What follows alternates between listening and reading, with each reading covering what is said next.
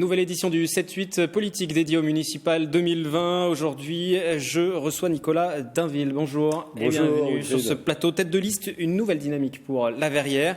Vous êtes déjà élu dans l'opposition depuis 2014, également élu, mais dans la majorité cette fois-ci, au conseil départemental des Yvelines. Vous appartenez aux Républicains, mais votre liste sera plutôt divers droite, voire sans étiquette. Sans étiquette et déclarée comme telle. Donc c'est-à-dire que sur cette liste, ce sera une liste ouverte, toutes les sensibilités vont être représentées. Qu'en est-il aujourd'hui ? Exactement. Moi, il y a une formule qui me plaît particulièrement, c'est les idéologies divisent, les compétences rassemblent. Et dans notre équipe, ce sera une équipe de bosseurs, ce sera une équipe de femmes et d'hommes de bonne volonté qui ont envie d'apporter quelque chose de positif pour la Verrière, quelle que soit leur opinion, leur sensibilité. On représentera tous nos quartiers, le Bois de l'Étang, Orly Park, le village, et on représentera tous les âges. Voilà, on est une équipe pour la Verrière et une liste d'union, de rassemblement, d'intérêt communal. Ça veut dire que vous aurez une liste sans investiture ou avec des soutiens uniquement ou... Alors une liste sans investiture et une liste d'intérêt communal comme je l'ai dit. Il n'y a pas de soutien particulier, il n'y a pas de label. On est une liste sans étiquette et à la préfecture, on sera déclaré comme tel parce que pour la Verrière, il faut la meilleure équipe possible sans logique partisane. Depuis le scrutin de 2014, vous avez mené plusieurs consultations pour proposer de nouveaux projets sur la commune. Quelles sont les grandes lignes que vous avez dégagées jusqu'à aujourd'hui ? Effectivement, on a lancé un questionnaire avant les grandes vacances avec un nombre important de réponses, de retours qui témoignent d'une vraie attente. On est une ville avec un potentiel extraordinaire, on a une gare, on a le quartier des Bécanes qui peut demain apporter beaucoup de choses positives à notre commune, mais on est une ville qui est aujourd'hui mal entretenue, avec beaucoup de problèmes de sécurité, avec des problèmes d'emploi, avec des problèmes de propreté. Toutes ces problématiques-là, elles nous ont été remontées par les habitants. Je ne vous cache pas que beaucoup d'habitants nous ont témoigné un certain ras-le-bol, une vraie exaspération. Ils veulent voir la ville plus vivante, une ville plus verte. Il y a un vrai attachement à la Verrière. Les Verriérois aiment leur ville, mais il y a une petite tristesse de voir cette ville avec un si beau potentiel ne pas se développer dans la bonne direction depuis un trop grand nombre d'années. La population est plutôt jeune sur cette commune de la Verrière. Globalement, les revenus sont aussi plutôt faibles par rapport au reste du département. La priorité, ce sera aussi l'emploi pour ces plus jeunes, la formation aussi ? Exactement, vous l'avez dit, on a un taux de chômage élevé, il est autour de 16%, c'est quasiment le double que dans notre département des Yvelines. On a aujourd'hui une vraie problématique pour les jeunes, il faut ouvrir les perspectives d'emploi, créer des vocations, et donc on veut mettre, nous, en avant nos talents issus de nos quartiers, qui font un métier utile à la société, qui soient boulangers, ingénieurs, avocats, et on veut mettre en avant ces talents, aller les faire rencontrer nos jeunes dans nos écoles pour créer ces vocations. C'est très important que nos jeunes Verriérois voient des talents, des réussites et que ça leur donne envie de se dépasser, envie de eux-mêmes réussir. Il faut qu'on ait des accompagnements au CV, qu'on transmette les codes de l'entreprise. On a envie de s'inspirer de ce que fait Moustapha Larbaoui à Trappes avec son programme d'école de commerce de Trappes. On a, nous aussi, envie de mettre ça en place à la Verrière pour transmettre aux jeunes et aux moins jeunes les codes de l'entreprise pour qu'eux aussi puissent réussir. Il y a moins de 6 000 habitants, à peu près 6 000 habitants sur la commune de la Verrière, mais se posent tout de même des problèmes de sécurité, quelquefois, voire aussi de radicalisation. Est-ce que si vous êtes élu maire, vous aurez emprise, pouvoir pour, non pas endiguer la radicalisation, le maire n'a pas ce pouvoir-là, mais en tout cas agir et intervenir ? Alors, deux choses. Problème de sécurité, c'est évident. Il y a des voitures épaves, il y a de la mécanique sauvage, il y a des problèmes de propreté, des problèmes d'incivilité, des problèmes d'agression. Et donc, il y a une vraie action à mener. Il faut mobiliser tous les moyens dont le maire dispose. C'est les caméras de vidéoprotection, c'est plus de fermeté républicaine face à ces incivilités, c'est mobiliser les postes auxquels la Verrière a le droit pour des médiateurs sociaux, pour veiller au calme dans nos quartiers.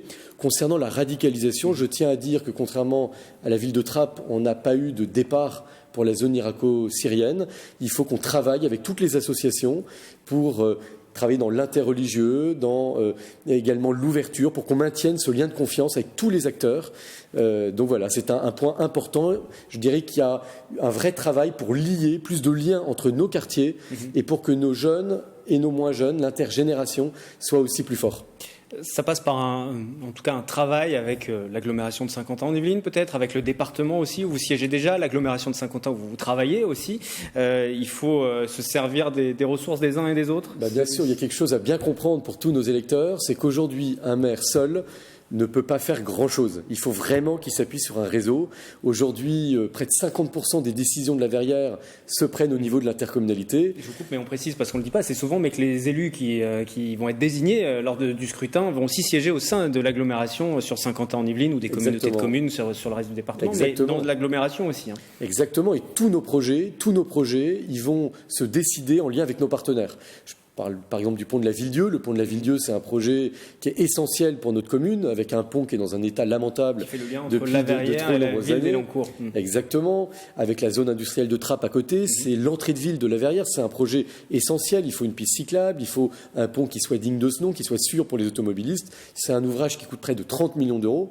Et si on veut y arriver, il faut que l'agglomération soit avec nous, il faut que le département soit avec nous et que la région soit à nos côtés. Donc c'est tous ces partenaires qu'il faut mobiliser. Et donc le maire, si on veut être un maire efficace, et j'aspire à être un maire efficace pour faire des choses, faire bouger ma commune de la Verrière, il faut qu'on s'appuie sur ce réseau, c'est essentiel.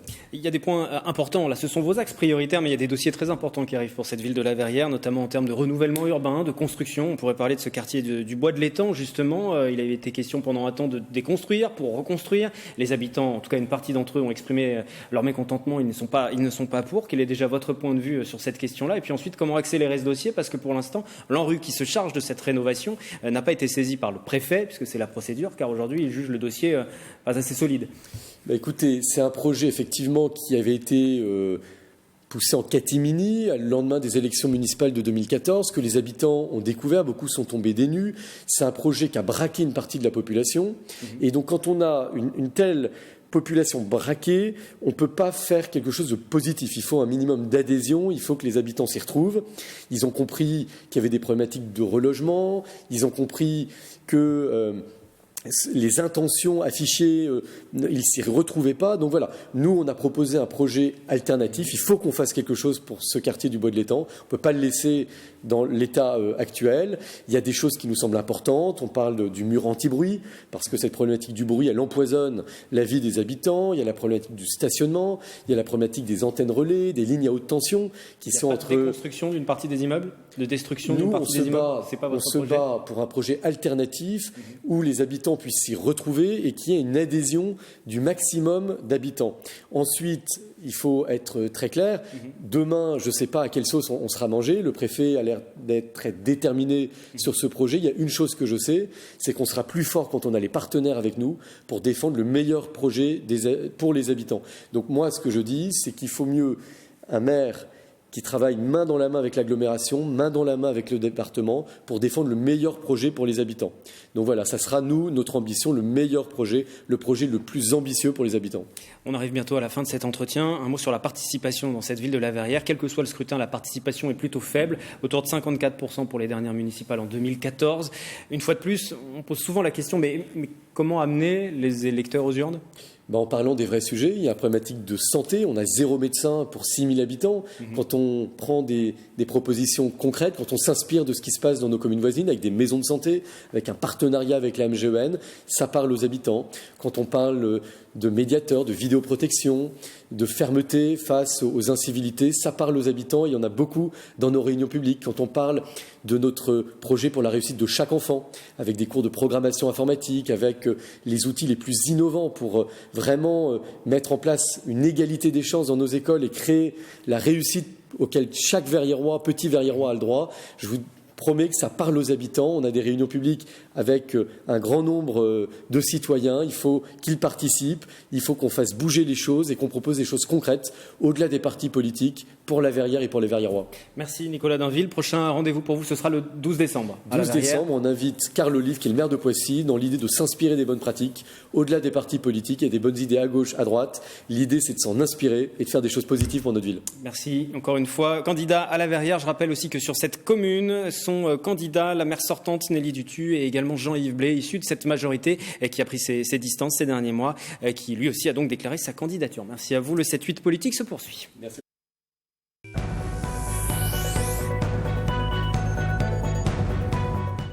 Cette édition se poursuit direction Versailles où la pression monte auprès des instances de la République En Marche sur l'attribution d'une investiture. Le comité local En Marche et le député de la circonscription Didier Bécher souhaitent présenter une liste, mais il se pourrait que le maire sortant soit préféré, même si ce dernier a annoncé ne faire aucune demande en ce sens. Ainsi, le comité local vient de tenir une première réunion officielle autour d'Anne-France Simon, vous la voyez.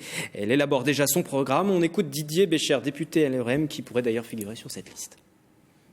Anne-France Simon, c'est le profil très classique de la République En Marche. C'est quelqu'un qui vient de la société civile, qui a une cinquantaine d'années, qui vit depuis plus de 25 ans à Versailles. Donc elle a fédéré autour d'elle toute une équipe d'une vingtaine de personnes dont le profil, jeune ou moins jeune, viennent quasiment tous de la société civile et n'ont aucun passé en matière politique. Mais par contre, ils vivent la ville. Ils y habitent depuis des années. Ils sont soit étudiants, soit parents, soit ils travaillent, ils sont commerçants.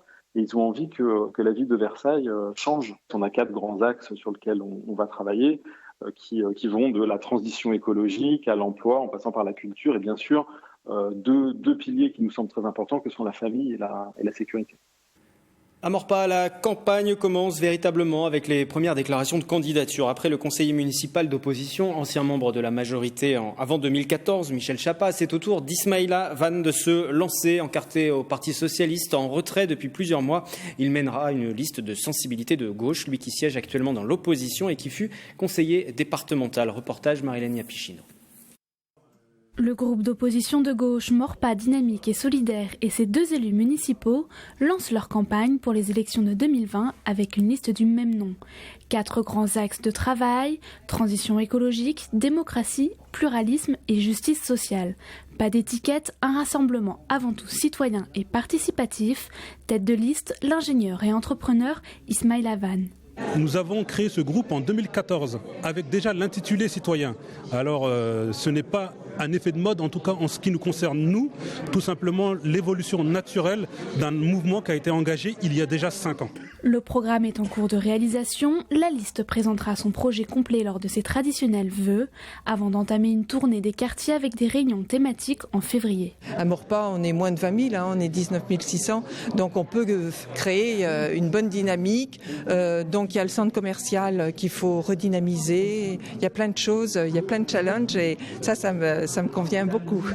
Vouloir toujours redonner la parole aux citoyens et puis faire en sorte qu'une municipalité fonctionne de façon plus démocratique, c'est toujours un bon objectif. Après, il faut le tenir, c'est pas facile. En 2014, la liste avait remporté 13,33% des voix au second tour, en refusant de s'allier à celle menée par Michel Chapa. La ville avait basculé à droite après 25 ans de majorité divers gauche. Nous passons à présent à l'agenda. Une date à vous communiquer. Attrape Ali Rabeh, maire adjoint qui mènera la campagne cette fois-ci en tête de liste face au maire sortant Guy Malandin. Donne rendez-vous aux habitants à la Maison des Familles le 12 décembre 20h. Il y mènera un nouvel atelier participatif dans le cadre de la préparation de son programme. La campagne de ces municipales dans les Yvelines est à suivre au quotidien dans le journal de la rédaction, en direct à 18h. Et puis l'intégralité de toutes nos séquences est à retrouver en replay sur le site internet Ville par Ville. À bientôt.